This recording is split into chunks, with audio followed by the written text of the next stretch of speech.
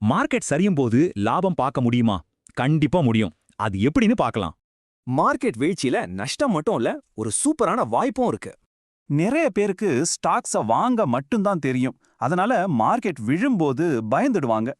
ஆனா ஒரு நல்ல பிளானோட இருந்தா பயப்படுறவருக்கும் தயாரானவருக்கும் இதுதான் வித்தியாசம். இந்த உத்தி பேரு டவுன் ட்ரெண்ட் ட்ரெய்லிங். இது மார்க்கெட் வீழ்ச்சிய ஒரு வாட்டர் ஸ்லைட் மாதிரி மாத்தும். முதல்ல நீங்க மார்க்கெட்டோட டவுன் ட்ரெண்ட கண்டுபிடிக்கணும். அதாவது விலை தொடர்ந்து கீழே போகணும். இதுல 3 ஸ்டெப் தான். ஆனா பாருங்க, இது எப்படி உங்க ரிஸ்க குறைக்குதுன்னு.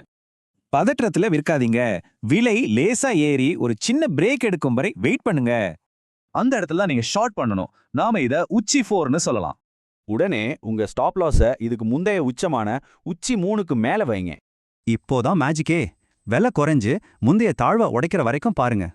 அந்த பழைய தாழ்வை உடைச்சதும் உங்க ஸ்டாப் லாஸை என்ட்ரி பாயிண்ட்டுக்கு கொண்டு வாங்க. பாத்தீங்களா, இந்த ஒரே ஒரு மூவ் மொத்த ட்ரேடையும் மாத்திருச்சு. இப்போ உங்க ரிஸ்க் 0. ஆமா, 0 ரிஸ்க். இனிமே மார்க்கெட் அப்படியே உல்டாவா திரும்பினாலும் சரி, உங்க லாபம் சேஃப். அப்போ மார்க்கெட் சரிவுங்கிறது பயம் இல்ல, அது ஒரு வாய்ப்பு. உணர்ச்சிகளுக்கு இடமே இல்ல.